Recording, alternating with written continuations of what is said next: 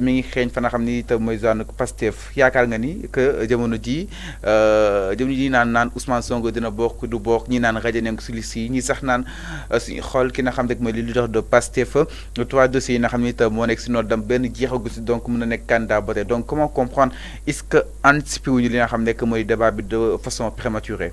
Ah, mais c'est ça la question. La question que je me pose, quand m'ont anticipé le débat, c'est-à-dire que la presse m'a anticipé le débat, voilà, Pastef m'ont anticipé le débat. Parce que nous faisons ni communiqué, ni un point de presse, ni un congrès, ni conférence.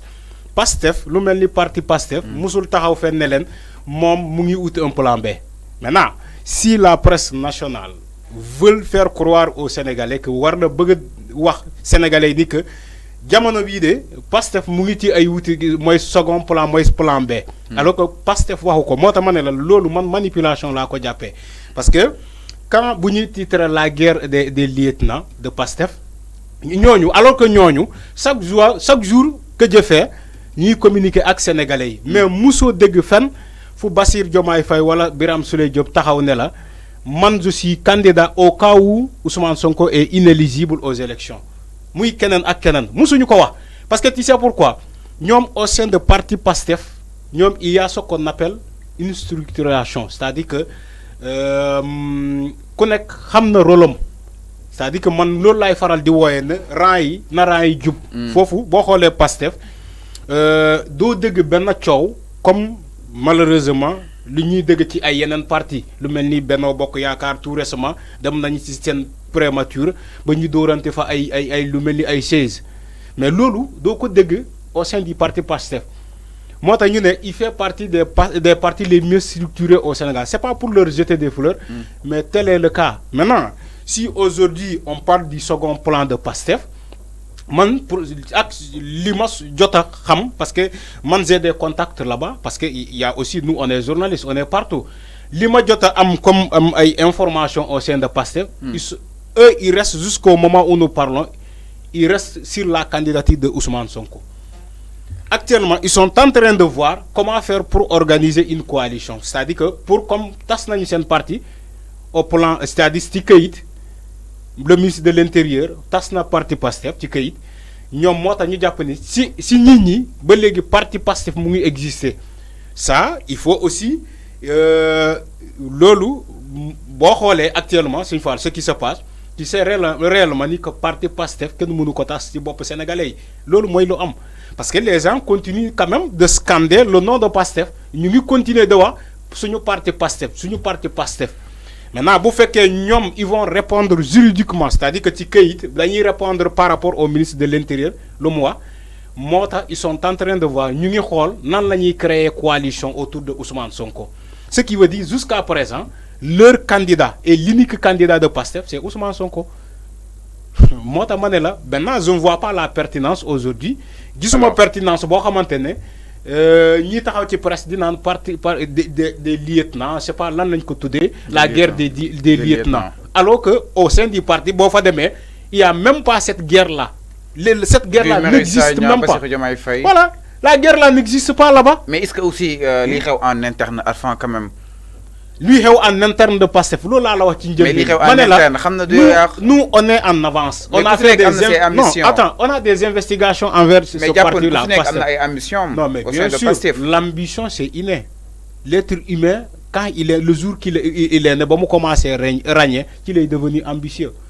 l'ambition c'est par rapport à la naissance de l'être humain yow tey ku la proposer nekk candidature pour être président de la République au Sénégal avec les financements accompagnés doo bañ yow au moment où nous parlons tu es à 5 TV mais tu aspires à devenir quelqu'un demain mais c'est ça l'ambition tu peux pas dire que xam nga ñan ñoo ñàkk ambition ñu nekk waa Benno Bokk Yaakaar ñoo boo taxawee di xaar nit pour mu tànnal la candidat moo tax quand may su ma déggee ay ñii di naan non Aliou Ngouille Ndiaye warul taxaw ñoom waa parti comment dirais-je Benno Bokk Yaakaar taxaw di dal ci kaw Aliou Ngouille Ndiaye wala di daw ci Mame Boye Diao wala di dal ci kaw Abdoulaye Diouf Sarr c'est parce que eux ils sont pas ambitieux maintenant comment toi tu n'es pas ambitieux xam nga lii la ñu waxati ci Sénégal man du ma dem keneen du dem si tu n'es pas ambitieux et que tu es dans Benno Bokk Yaakaar mais il faut laisser la marge largement à quelqu'un qui est ambitieux ñooñu ñuy taxaw di déclarer seen candidature par rapport à tant que le président de la République choisir sax ñoom ñu commencé di génn di naan ils sont candidats parce que ils sont ambitieux.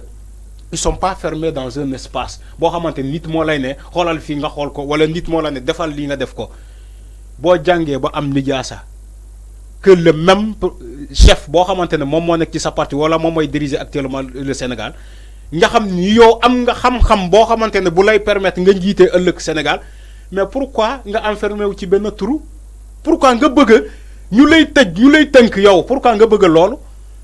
moo tax ma ne la l'ambition c'est inné c'est par rapport à la personne nit noonu la yàgg a mel nit boo xamante ne il n'est pas ambitieux demal nga laaj ko lu mu bëgg a doon il est dangereux. yàlla nee na ñàkk am bëgg dara c'est loolu ci saaga yàlla la bokk. une personne qui n'est pas ambitieux mooy maanaam yow da nga saaga yàlla yàlla andiwu la fii pour nga tëdd di nelaw di naan sa café di ñaan ñu 100 francs wala 25 pour le kii il faut être ambitieux. dañuy ñëw ba tey fi ñu toll woon mu nekk fu am solo par rapport ak dualité bi nga xam ni itam gis nañ ko au sein de Pastef jàpp nga ni amul li nga xam ne que mu di la guerre des lieutenants tey ñu gis tey pas mal de ay quotidiens daal di peut-être seenu xët que ni digganteeg Bassirou Diomaye Faye Guy Marius Sagna ak ki nga xam ne que mu di Birame Souleye Diop instant bii nii ñi ngi xool kën leen wala daal di yóbbu li nga xam ne que mu di présidentielle pour 2024 mu nekk benn élection am envergure boo xam ni itam rëy na lool quoi comme puis sûr jamono ji jàpp ni war ne war a mën a seet un plan B bu Pastef Guy Marius Sagna moom jàpp na ni lu nu mel nekkagul à l'ordre du jour leen war a daal di war a mën a daal def focus muy la libération d'Ousmane Sonko vouloir chercher un plan B day monter exactement les limites de l'opposition que ni xeex bi nga xam ni itam Sonko sooboon na ko peut-être am na li nga xam ne que mooy échec quoi comme puis sûr alors analyse bu nu mel na ko daal di jàngatee. dinaa la wax lu am actuellement c'est-à-dire que dañoo bëgg a jaxase Ousmane Sonko ak ay ñoñom c'est ça la réalité. La révélation que je ne t'ai pas donnée le matin. Quand on parle de la guerre des lieutenants au sein de Pastef, c'est-à-dire que Ousmane Sonko, dans son lit d'hôpital, les autres là, ils sont en train de comploter si Non, mais c'est ça. C'est ça la réalité. Hein? Ils veulent jaxase wa Pastef. Jaxase Ousmane Sonko ak Guy Marius Sagna, jaxase Ousmane Sonko ak Bassirou Diomaye Faye, jaxase Ousmane Sonko ak Birame Souleye Diop ak ainsi ak keneen journalistes yi dañuy joxe les têtes probables c'est-à-dire xam na ba Macky Sall demee danoo ne probabilité yi. boo joxee probable il faut pas parler de la guerre des lieutenants titrage c'est-à-dire que booy titrer article background booy def c'est-à-dire que c'est très intéressant quand titre chaque mot parle dans un article publié. man dama la koy wax. Tafa joxaat titre enquête bu tay bi. ñu la koy dëttal nga daal ñu koy man maa lay jox loolu parce que tu es journaliste. ok beneen journaliste man su ma déggee li may wax day ne lu muy wax dëgg la. Dans un article chaque mot parle chaque mot a une connotation chaque mot a une signification. ok maintenant quand tu parles de la guerre des lieutenants qu'est-ce que tu sous-entends de la guerre des lieutenants de Pastef. Tu sous-entends que l'autre moi au sein à l'interne du parti Pastef. Il y a une guerre de positionnement actuellement à l'interne au sein du parti Pastef. Alors que c'est faux. Lolo amul.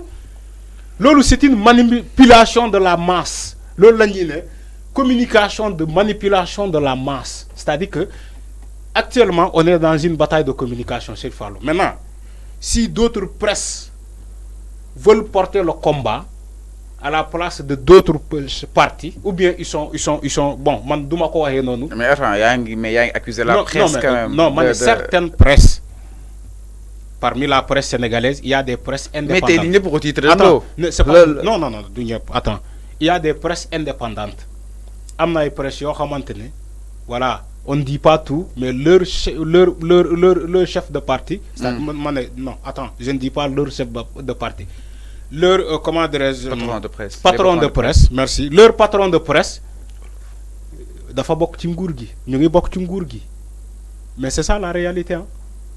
Ou bien c'est des conseillers du président de la République moo tax les presses là ne peuvent pas être indépendantes ak lu ñu mënta waxal sénégalais da ngay dégg ci ay manifestations wala leneen ay sénégalais taxaw di cibler ay presse c'est ça la réalité au Sénégal ci lu ñuy ne la presse doit être indépendante. Mais au Sénégal, tel n'est pas le cas. C'est regrettable. Maintenant, quand les presses là taxaw di naan la guerre des lieutenants regarde comment ils l'ont titré. Aura-t-elle lieu? Ils ont bien précisé. Est-ce que dina am? mais loolu c'est ça la manipulation de la masse. Est-ce que en partie, c'est-à-dire que si parti Pastef actuellement il n'est pas l'heure, les gens ne parlent même pas de plan B. Tu sais xam nga lan la ñuy wax libérer focus 2024 yow Pastef loolu la ñuy wax focus 2024 la libération de Ousmane Sonko point. fan yi démb la ñuy génnee benn logo bu bees bu Ousmane Sonko bu ñuy wax ni que après le Magal ils vont créer leur coalition. moo tax ma ne la voilà les débats actuels au sein du parti Pastef. Okay. Mais d'autres qui parlent de guerre ou c'est pas quoi plan B loolu nit ñi ñoo koy wax mais c'est pas du jour, ça n'existe pas au niveau de Pastef. Moo tax Pastef attends, il faut attendre bientôt qu'il sorte un communiqué sur ça pour l'antenne parce que ñoom duñu nangu tamit ku leen di jaxase avec Ousmane Sonko. Xam nga sànq mus naa la ne fii on n'abandonne pas un soldat dans un champ de bataille. Mais xam na du Sénégalais yi ñoo ko wax mais c'est une voix officielle au sein de Pastef ku si mel ni docteur. non docteur Diallo n'est pas une voix officielle. Man dama lay jox révélation. Non, révélation laa lay jox. Le vice-président n'est pas dit que tu es une voix officielle. Dama lay wax lu xew. Au sein de Pastef le vice-président gis nga vice-président boobu du moom moo yor cellule de communication. donc yàgg na xaar si El Malick Ndiaye concerté wul ak kenn pour tënk pour après génne taxaw di wax. mais est-ce que soulevé wul discussion yi nga xam ni itam ñoom ñu koy am en interne. non il y a pas une non bon. peut-être d'accord ok d'accord moo tax foofu damay taxaw. ok ma ne la d'accord loolu mën naa am parce que politique lañ nekk li nga wax nii mën na am. mën na doon noo xamante ne moom la ñuy waxtaanee parti Pastef. moom mu gaawantu génnee. mais da nga jàpp ni c'est pas l'ordre du jour. ma ne loolu mën na am c'est vrai je ne reste c'est vrai tu as raison. ci côté boobu mën na am. mais aussi man tant que laa wax dégguma ñoom ñu génnee officialiser communiqué ci loolu man dama jàpp ni que moom lu mu wax ça n'engage que lui parce que c'est normal moom gis-gisam loolu la moom gis-gisam loolu la mais est-ce que gis-gis parti bi. C'est ça la question que tout le monde doit se poser. Sama benn gis-gis sama gis-gis man Arfan mënul nekk gis-gis su 5 TV mais c'est ça la réalité. mais maintenant mais Arfan 2024 Pastef bañ a am candidat. Non, ils n'ont pas dit qu'il n'aura pas un candidat. Dañoo ne ñoom dañuy am candidat Pastef yow Pastef yow tu sais Pastef. mais au cas où Sonko demul donc il faut accepter que ni il faut plan B am te plan B su bëggee am ce sera la guerre des lieutenants parce que ku nekk da ngay bëgg a positionner wu est-ce que ñoom dañoo jàpp ni c'est évident. waaw dama lay jox benn affaire est-ce que ñoom Pastef gis nañu c'est le moment opportun pour divulguer leur plan B ci koo xamante ne même les jeunes traqués là sont des membres de Pastef est-ce que bu ñu joxee tey seen plan B est-ce que duñ ko tëj ci kaso bi il faut que vous réfléchissez. Moi, ta parti Pastef, ils sont en avance par rapport à vous. Eux, ils réfléchissent bien. Man, faut que les nawe, hein. Je ne leur supporte même pas. Mais man, par rapport, comment l'un moment yem ti ñom. Eux, ils anticipent les choses. C'est-à-dire que ñom, ils ont des cadres yo xamantene. Xamna ndax ñoñu ñoy réfléchir pour ñom, mais en tout cas, ils ont une très belle réflexion. Mais juum nañu ci benn côté Pastef c'est-à-dire que tu peux pas aussi wax ay Pastef seen baata ba pare nga ignorer des faits yoo xamante ne Pastef loolu njuumte la. ok njuumte c'est par rapport leur leader Ousmane Sonko man yàgg naa ko wax il y a certaines communications yoo xamante ne Ousmane Sonko il pouvait l'éviter waaye loolu man maa ko wax. mën na ko éviter. mënoon na ko éviter. alors mënoon na ñàkk. C'est clair. Parce que fan lañ juumee seen cellule de communication en commençant d'abord par le dossier avec Mame Mbaye Niang boobu waruloon am man bi ma demee tribunal taxaw keroog ci diffamation bi ci la salle d'audience xam nga les séances étaient publiques. Nous on était là-bas la presse était là-bas man foofu laay taxee ne sama confrère yi à qui veut l'entendre ni que Ousmane Sonko il a fait une erreur le dossier la waruloon am avec Mame Mbaye Niang ñaata nit ñoo wax ci le dossier Mame Mbaye Niang mooy maanaam Prodac bi te porté wu leen plainte parce que lui on lui a usé l'occasion parce que lui on lui a ciblé il devait même pas rentrer dans certaines discussions yooyu ñoom Bassirou Diomaye Faye ñoom Birahim Souleye Diop ñooy taxaw ci ay presse di jiirante mbagg ak Mame Mbaye Niang